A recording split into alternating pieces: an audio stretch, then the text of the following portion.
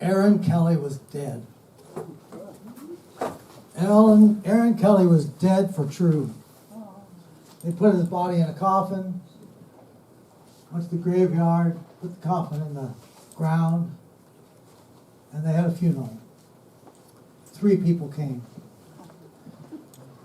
Aaron Kelly was mean. Aaron Kelly, he never said a tender, kind thing to his wife, Lily. He treated children mean. He treated Sylvia and all dogs mean. He was meaner than Kate, I think. Wow. So there were just 3 people at that funeral. There was Preacher Brown. And Preacher Brown knew that he shouldn't speak ill of the dead, so he didn't say much at that funeral. There was Aaron's wife, Lily. She was there just to be sure he got put in the ground. And there was this fiddler man by the name of Luke Willits. He came and he brought his fiddle and he played a sweet rendition of Amazing Grace as they threw dirt on the coffin. And Preacher Brown said that was good because Aaron needed a lot of grace. And then Lily said, well, the only time I saw Aaron smile was when he was dancing. So Luke, could you just play a couple of choruses of Soldier's Joy? That was his favorite fiddle tune. And so Luke did that up-tempo fiddle tune. It's kind of the last thing, last bit of kindness for mean old Aaron Kelly. Aaron Kelly was dead for true. And then they went home.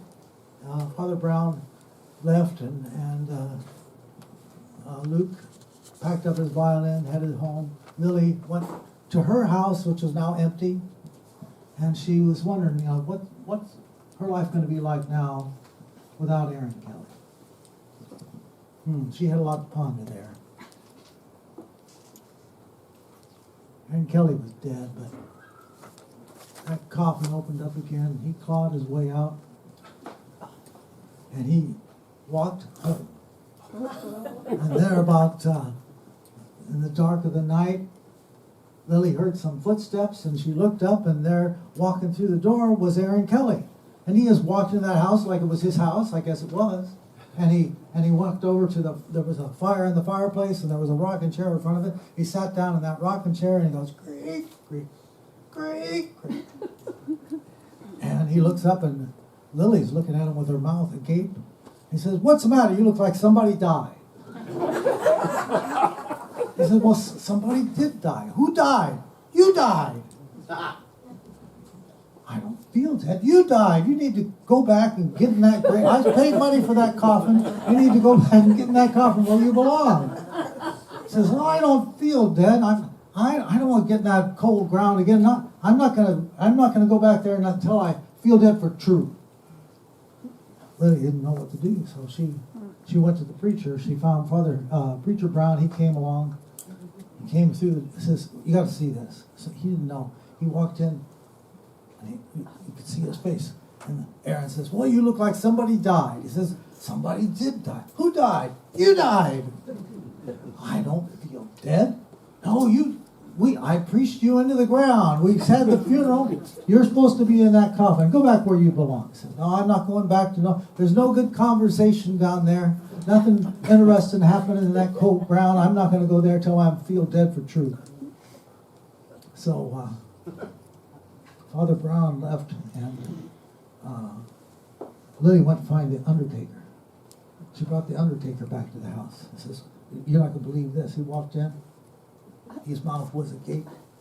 What are you looking at? You look like somebody died. Well, somebody did die. You died, he said. He says, no, I don't feel dead. I just don't. And he said, no, listen.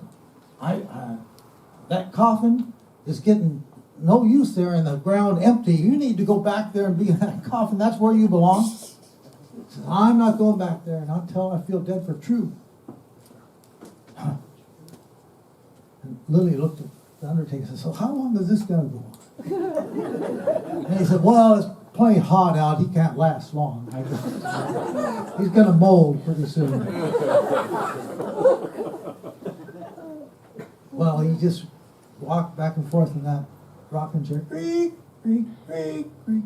His bones were getting kind of dry, and they were kind of rattling too when he would creak, rattle, rattle, creak, rattle, rattle. Pretty soon, his fingernails fell off on the floor. Bits of tufts of hair were on the floor, some flesh here and there, and she was staying busy with the broom and the dustpan. One day, his whole face just fell off his skull down into his lap. It was hard to clean up. She wouldn't know what she was going to do about that. So some time went past, and there was a knock at the door, and Lily went to see, and there was that fiddler man, Luke Willis. Luke said, "Oh, Lily, I don't know if you knew, but I kind of been sweet on you, and since Aaron's dead now, Aaron's gone, I was wondering if I could court you." And she said, "Well, Aaron Kelly's dead. He's not gone." So come in, Luke. Luke came in, and he looked over there in that rocking chair in front of that fire, and creak, creak, creak, and he just stopped cold.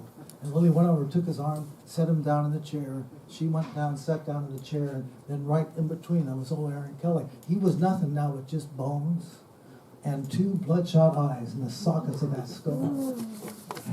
And he looked this way, and he looked that way, and said, "What are we all doing here? We need some music." So of course, Luke brought his fiddle, so he picked up that fiddle, and he started playing a kind of a nice Irish air. And sure enough, Aaron had been quite a dancer in his day, but he felt that music, and he started tapping his toes. And he tapped it a little bit hard once, and the big toe just kind of rolled apart.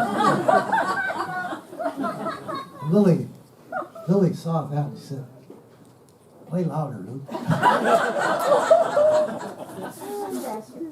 So Luke was playing a little faster, and those bones started to jingle and jangle, and the head was wig-waggling one way or another. And says, "Play that Soldier's Joy tune. Play that Soldier's Joy tune." So he picked up, and he playing Soldier's Joy on the fiddle. And Aaron creaked himself up off of that chair, and he started to dance. And he started to do a little clogging, and he started to do a little twirl, and he kicked his foot one way, and his foot flew off right against the wall and smashed down the bones, And then he did a twirl, and one of the arms flew off and broke the kitchen window, and all the bones fell in the sink. And then he started dancing around with hopping on one foot and stomping on that little leg bone, and one thing or another happened. He was wigging his head this way and that, and the knee bone went that way, and the thigh bone went that way, and pretty soon the rib bones were just kind of falling all over the floor, and there was nothing left but just a pile of bones on the floor, and Luke was playing away on the flute. What was it? Luke was a violin player. Did I tell you that? He was playing the fiddle, and those bones were moving to the, and he had enough. Luke just stopped, and everything was quiet. And Luke said, "I think I need to go find some rosin for my bow." And he put that violin in the case, and he left. He didn't need rosin for his bow. He was just scared. Lily wasn't scared. She was sorry to see Luke leave. She was kind of hoping he'd stick around. Maybe he'll come back, she thought. Well, she went and got a pillowcase, and she went to the kitchen sink and gathered all those arm bones, and she gathered up the knee bone and the thigh bone and the rib bones, and she put all the bones in this pillowcase, and she went and grabbed a shovel, and she went out to the cemetery, and she dug it up again, opened up that coffin, put all those bones in there. She mixed them up real good so they couldn't figure out how to put themselves back together again, and put that coffin shut, filled up the dirt, and she went home. She was saying, "I wonder if that fiddle player's ever going to come back." I don't know if he ever came back, but Lily did know one thing. Aaron Kelly was dead for true.